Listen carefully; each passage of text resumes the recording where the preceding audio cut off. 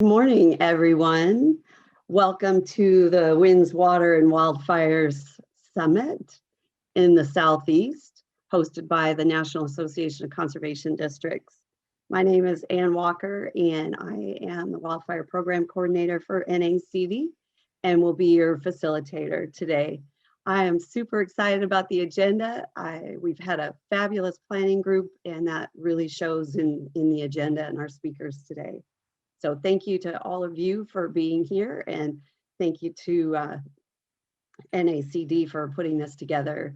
I'm super stoked to help folks understand what the National Cohesive Wildland Fire Management Strategy is. And that's really one of our objectives for today. We'll learn that even though fire is in the name, and fire is definitely different in the Southeast than in the West or in the Northeast, it still has a premise, the foundational pieces of community preparedness and restoring damaged lands and just preparing for emergency response organizations in your communities that really transcends, geography, or whether it's a fire or wind event or wildfires. So in addition to the cohesive strategy, we're going to hear from conservation districts that are doing things on the ground and in their communities, may not have anything to do, they're not using the words cohesive strategy as we use it for short, but there's still activities that lend itself to the cohesive strategy. And I think what's really important is that it doesn't really matter what it's called, is that we're helping communities and that we're doing things. And conservation districts are at the ground, the ground level, where when there's something happening in town, you look to someone for help, and it's often a government organization or folks that that are involved in some response organization. Like with restoring lands, every conversation I'm in, they talk about EQIP or funds from the conservation district to NRCS for recovery. So I think we'll hear more about that, and I'm looking forward to our session today. If I have a couple of housekeeping things that we got to pay attention to, and that is definitely please put your microphones on mute if you're not speaking. And I hope that as this is being recorded, be cognizant of what's going on in the camera, and you can turn your camera off if you choose. And I definitely like seeing your faces, so I'm all for keeping it on. The next thing is I really encourage you to engage during the Q&A. So important. I want this to be a conversation, and I want us to talk about actions that we can take to accelerate the goals of the cohesive strategy. And with that, please put your questions in the chat, and I will turn it over to Gary Blair, our leadership welcome. Good morning, everyone, and thank you for joining us today. This has been in the works now for well over a year, 2 years almost, and excited about being here today. I'm Gary Blair. I'm the NACD Secretary-Treasurer. From Mississippi. I've served on conservation district boards in Mississippi for about 25 years, and been involved in soil and water conservation all of my life. I grew up on a family farm with watershed lakes and CRP plantations and tile drainage and overflow pipes, and so it's good to be here with you today. NACD is the National Organization of Conservation Districts. We work hand in hand with USDA. Most of our offices across the Southeast and the nation are located, co-located with our partners with USDA in our USDA service centers. So we are kind of the first person many times that you see when you walk into a NRCS, Natural Resource Conservation Service office. Many of the district employees are the people that meet and greet you when you walk into that NRCS office. We're excited about this partnership. We're excited about the opportunity to bring this to you the next 2 days. I do want to give a special thanks to Alabama. We couldn't have done this without the leadership of Alabama. They stepped up. Originally, they were going to host a face-to-face meeting in Montgomery, and they have continued to take the lead and been heavily involved with putting this together for the Southeast. I do also want to mention Mike Beacom, who is our forest guy that works for NRCS on NACD on contract. Mike heads up our forest policy resource group, who is kind of co-sponsoring this as part of NACD.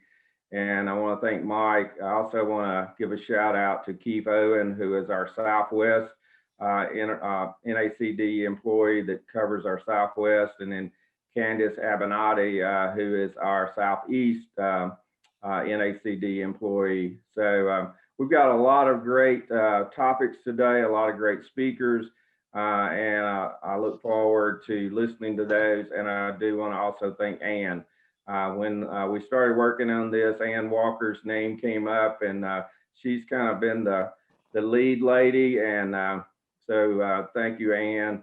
I do see several faces from the Forest Policy Resource Group, and they'll be introducing themselves later.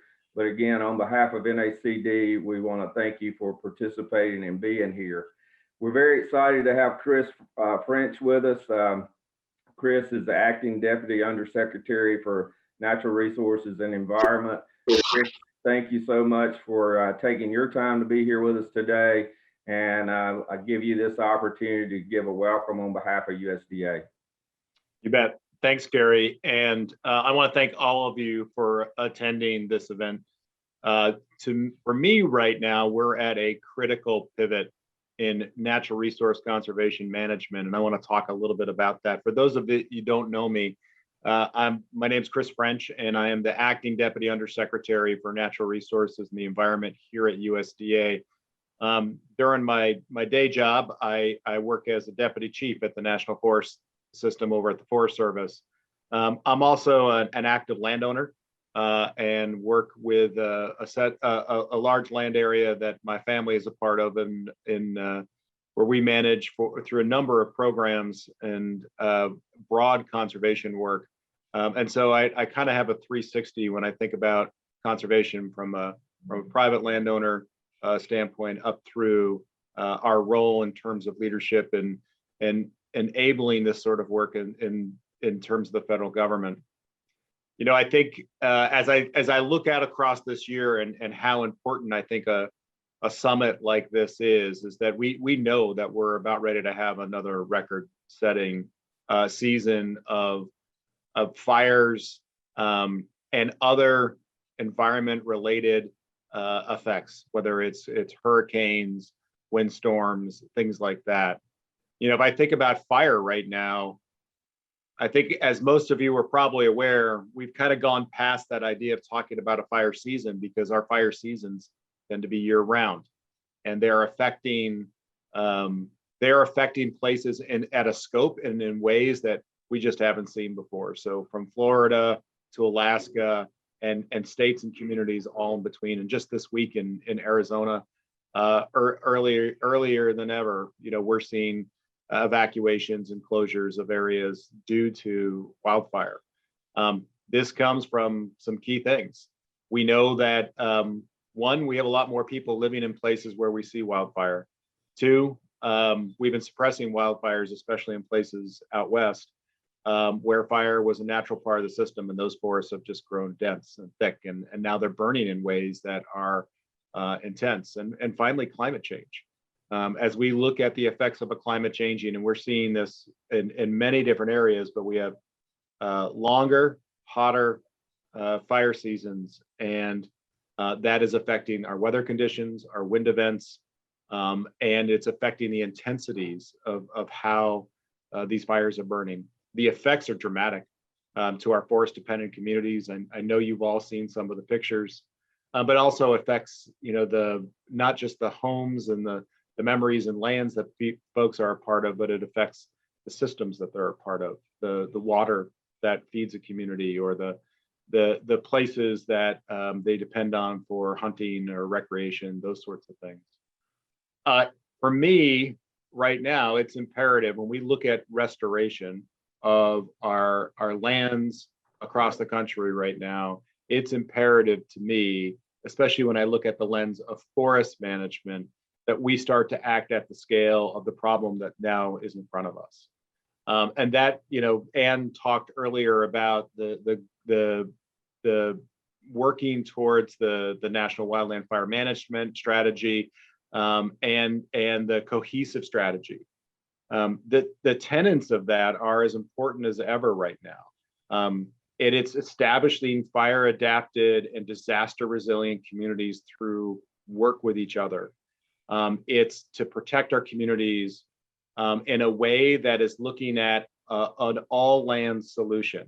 And it's not just looking at the work that a federal government does or a state government does, but it is looking at that matrix of opportunities across all land ownerships. And that's where conservation districts, I think, are so critical to solving this issue right now. The work from the federal government through agencies like the Forest Service or the NRCS help enable some of that, but it is your relationships. It is your planning. It is your work to get out there and create restoration in these places where we're seeing the effects of either wind, water events or wildfire events, but also getting in there and helping us reduce fuel loading in places where we know fires are threatening communities and creating that post-fire situation where we might see flooding or soil movement, those sorts of things. It is this partnership with conservation districts that I think is absolutely critical, and in some of the places where we're seeing the most gains of what we can do, because coming together with communities and everybody at the table trying to find solutions before a disaster hits is absolutely critical. And so I know for all of us, we're very focused on what we can do to scale up the work we're doing, and we're in for the challenge. And you being here today, I know that you are too, because I think the greatest challenge in front of us right now, besides meeting the scope of how we're experiencing some of these things, is to bring more people to the table.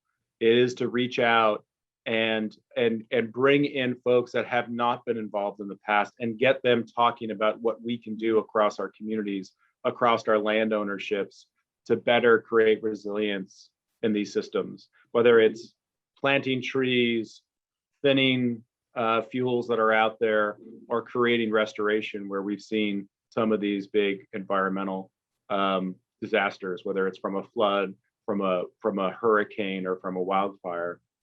So I challenge all of you to think about that, because these impacts coming from the issues that I talked about and climate change, they affect all of our towns and communities across every landscape.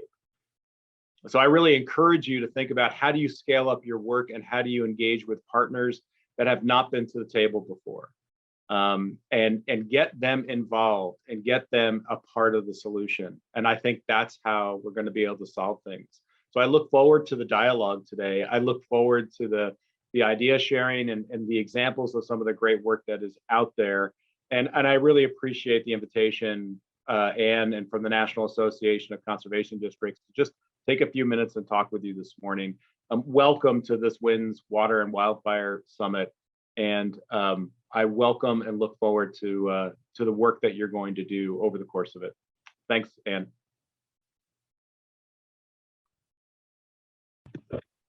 You're welcome, Chris. Thank you so much. Appreciate your words today. And Gary, thank you so much for the welcome.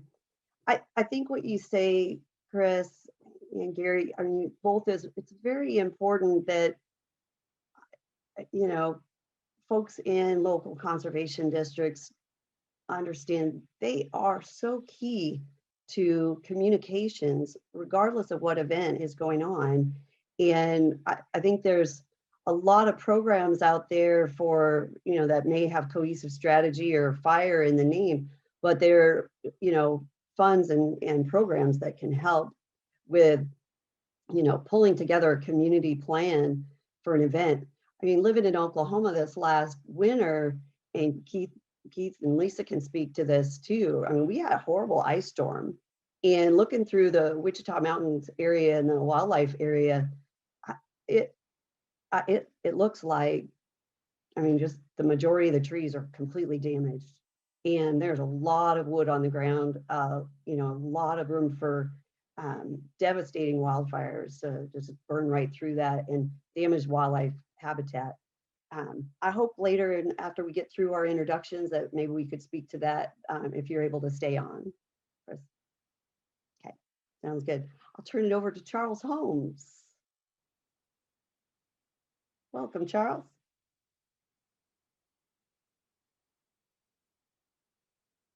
Got you on mute. There you are. I still can't hear you. Hey, Charles, I still have you on mute. Sorry about that. I can see you good. There you go. All right, now. Now I can hear you. We good now? Yep, go ahead. Okay. Thank you. I just want to welcome everyone to this summit. As you noticed, it's not just wildfire, it's winds and water.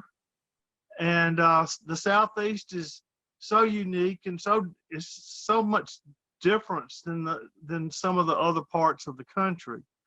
And we have challenges with our forests sometimes that are different than just the West or the western part of the United States, and we are aware of them, and most of us have traveled to see the devastation of what has happened in that area. But in the Southeast, you know, we've been very fortunate to have some wonderful leadership, both in the Alabama Forestry Commission, the conservation districts, NRCS, and even the FSA, all working together to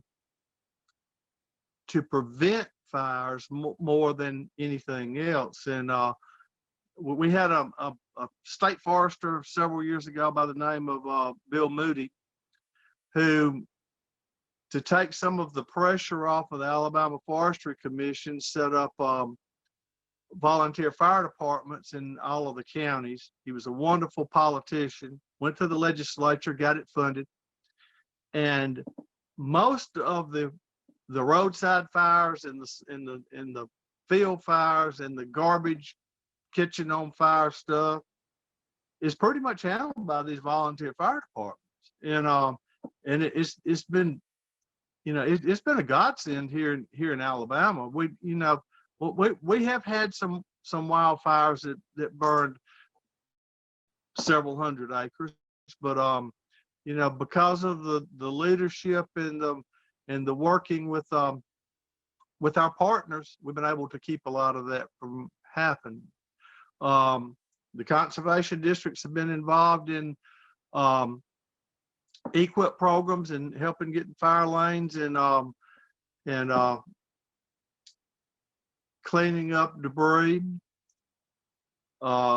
I'm going to go into that later on in my presentation. I'm not going to talk too much about that, but I just want to thank everybody for coming. And like I said, this one's going to be a little bit different than the rest of the ones that you see, but we in Alabama are very, very excited about hosting this, and for the Southeast and for the United States, and hopefully, I know I will learn a lot from this, and I hope that you will learn a lot from us. Thank you, Ian. Thank you, Charles. Go ahead, Sabra. Well, first of all, thank you to NACD for the opportunity for Alabama to be so involved and to host this virtual summit. We did want to have you all here in person last year around this time and actually do a demonstration, prescribed burn, and we're making big plans. Unfortunately, the pandemic had other plans for us, but we are thankful for you all participating today. And thanks to, in particular, Mike Beacom and Ann Walker. I know Ann has put a lot of time into planning this, and I've gotten to know her working with her and really appreciate her efforts. But Alabama is thankful to be hosting because timber and forestry is so important to Alabama and our economy. We have over 23 million acres of timberland in this state, and we're the third largest, which is the third largest commercial forest land in the nation. So, of course, it is extremely important to our economy. The timber industry employs many, many people. Approximately 93.6% of our timberlands are actually privately owned. So we don't have the huge public land holdings here. It's mainly privately owned, and 86% or over 80, almost 87% of that is owned by non-industrial or in the non-industrial private sector. So with that in mind, with all of the private landowners here, there's ample opportunity for the districts and our partners to become involved and to help our landowners with managing their timberlands. And again, we are very thankful for the opportunity to host. We will have presentations by 3 of our local folks who are experts in managing timber, and look forward to letting you hear their presentations and showing you some of what we do here in this state. And so thank you, Ann. Thank you, Sabra. It's been a pleasure working with you too. Thank you. And I'll turn it over to our NACD region reps, Candace. Yes, thanks, Ann, and good morning, everyone, and welcome to the Southeast Winds, Water, and Wildfire Summit. I'm Candace Abenanti. I'm NACD's Southeast Region representative, and as a region rep, I help connect conservation districts, state and territory associations, and partners with NACD's variety of programs and resources in 11 Southeast states and territories. And resilience, preparedness, and recovery, they're all topics that are very near and dear to my heart, and I'm delighted to help NACD host this virtual summit. A few thank yous. I wanted to thank, first off, Alabama, Charles Holmes and Sabra Sutton for being our virtual hosts and all of the support that you've put into this event. Also, a big thank you to Gary Blair, NACD Secretary-Treasurer, for all of his leadership and all the planning he's put into these efforts. And thanks too for our Southeast representatives on the Forestry Resource Policy Group, so Charles and Danny Hogan, for all of their support that they've put into this as well. And big thank you to everyone that's on the agenda and speaking, taking time out of your days to be with us and share information about how conservation districts can support the goals of the National Cohesive Wildland Fire Management Strategy. And last but not least, of course, thanks Mike Beacom and Ann Walker for everything that you've done to pull all of this together. It's much appreciated. And I'm looking forward to these 2 mornings and learning from a great lineup of speakers. And yeah, I'll turn it on over to Keith Owen, who's my counterpart in NACD's South Central region, for a few welcoming words. Good morning from the South Central NACD South Central region. As they said, I'm Keith Owen. The South Central region, we like to say we have both kinds of music, both country and Western. We go from the southeast tip of Louisiana, where 80 to 90 inches of rain is fairly common, all the way out to the panhandle of Texas and Oklahoma, where they're happy if they get 6 inches a year. So our disaster profile really does run the gamut from drought, floods, to tornadoes and hurricanes, and in Oklahoma, even earthquakes. I'm really happy to be part of this session today, and I would like to add my thanks to everyone that's been listed. And I know I have some of my South Central region folks on today, and looking forward to the speakers and taking part. Thank you. Very good. Thank you, Candace and Keith. Now down to our Forestry Resource Policy Group reps.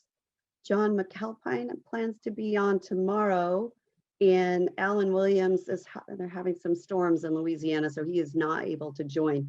So Charles, you're up.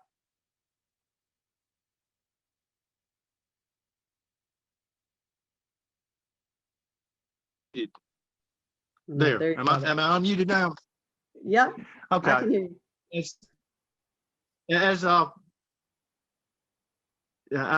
I came on the forestry RPG in 1998, I believe, and have proudly served as chairman for a number of years, and and I'm a member at large now. I think they sort of kept me on just to tell everybody what it was all about. I'm just kidding about that. It's a wonderful organization. I've been able to serve. I was chairman of the Joint Forestry Team when I was chairman of the Forestry RPG. Also had wonderful opportunity to travel all over these United States. Got to go out west and see not only forest fire damage through being part of the RPG, but also the huge bug problems that has happened in the West. Very different than in the Southeast, because we usually jump in and tend to it, but see, we don't have to worry about all of the lawsuits and all of that. It's privately owned land, and if we have a beetle outbreak, we go in there and tend to it. We cut out the beetle outbreak and save the rest of our timber, and that's not an option in a lot of the other parts of the country. That's But true. as a member of the RPG, I still call ourselves the Forestry Committee, because we are the most prominent and probably the best organized committee with NACD. And we work across many different lines. And we work with water. We work with all realms of agriculture, in a sense, not only forestry, because it all plays a part. Don't forget, your cleanest water comes out of the forest. That's true. Thank Sounds you. good, Charles. Okay. Thank you very much. Danny Hogan, are you on? There you are. Yes, ma'am. My name's Danny Hogan. Like Ann said, I'm Central Georgia Soil and Water District Supervisor.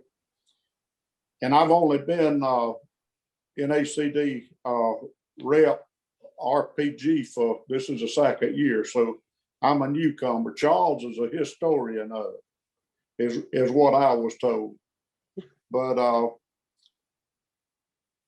we are a lot different than out west, as Charles also mentioned, but most of our land is privately owned. And one of the biggest problems we've had this year is the beetles. For some reason, they've attacked Central Georgia. South of us, they've not had any problem, and up north of us, they don't seem to have. But they seem to have attacked us awfully hard this year. And in turn, we've had to cut a lot of timber out in this area. But I'm also on the Upper Oconee Water Planning Committee. So, and that's pretty much covers me in a brief way. Thank you, ma'am. Thank you very much, Danny. I appreciate that. And we do have a couple minutes for questions. Oh, my bad. I skipped over Gary Wood. I'll be real quick because I'll be speaking next, but I'm Gary Wood. I represent the southeastern region of the Wildland Fire Leadership Council, which manages the National Cohesive Wildfire Strategy, and I'll talk about that more in a few minutes. But my area, I actually live in Smithfield, North Carolina. My area that I work is the footprint of U.S. Forest Service Region 8. And for those that aren't familiar with that, if you started with Virginia, moved over to Kentucky, Tennessee, Arkansas, Oklahoma, Texas, and then all of the states inclusive that go and hit water either at the Atlantic or the Gulf, that's my territory, plus Puerto Rico and Virgin Islands. I'm glad to be here this morning and to be speaking to you in just a few moments. Very good. Thank you, Gary. All right. Chris, are you still able to join for a little bit? Or you got to jump? I'm gonna have to jump in about 5 minutes, but I'm Okay. now. I just open it up to you. I know we talked about the beetles and wildlife and also some downed trees. Is there anything you can speak to as far as what types of programs do you see really getting a bit of a jump this year with the new administration and to help directly to build capacity with conservation districts? Well, I think, there's a lot of focus on the administration right now to look at volunteer approaches for and private landowner approaches to creating conservation. And so I think there's a lot of focus on the NRCS programs and on using Forest Service grant programs so that the broad set of conservation goals that we have, whether we're talking about creating more resilience in our forested systems to resist bug kill, or it is in some places in the West, trying to thin forests to create wildland fire resiliency. But in general, I think there's this broader focus of the agency right now to try to keep working lands, natural lands, and to create conservation approaches that are either restoring lands that are no longer functioning as well as they could have been, or keeping lands from converting to some sort of non-use, or just being converted over to development. I think all of that's going to be focuses that I'm seeing from this administration right now that I think are going to be critical for the work we do with conservation districts.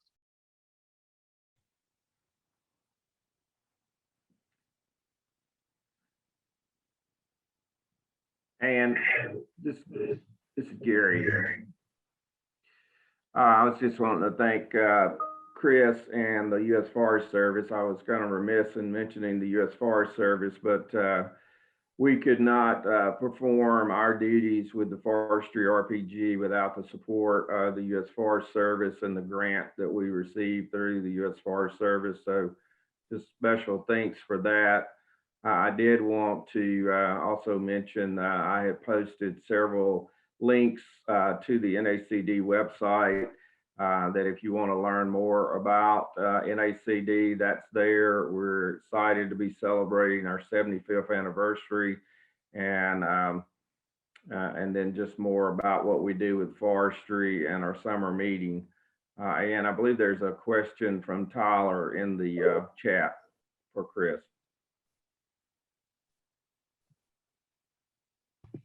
Thank you very much for pointing that out, Gary. Yes, the question from Tyler Ross is, Chris, what are your thoughts about expanding Good Neighbor Authority or other partner programs for the Forest Service lands to districts? They typically currently have to partner with a state agency or county government. Any chance that that could go directly to districts that would expedite assistance? So my understanding there is that it would require a legislative change, but I'm supportive of that. So I know that there was a shift and change made where this was extended to tribes. My general philosophy is, and when I'm asked to testify on these things, I would be very supportive of a legislative shift like that, because anytime that we can break down barriers that allow us to use resources together to get things done more efficiently, I think that makes a lot of sense. We know that a lot of this work we're talking about,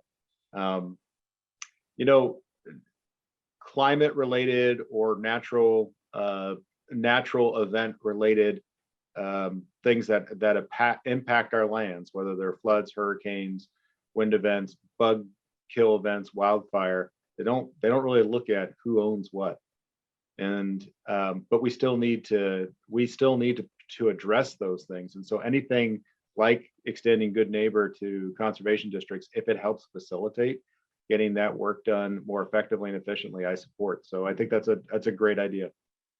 All right. Thank you, Chris, and thank you, Tyler, for the question.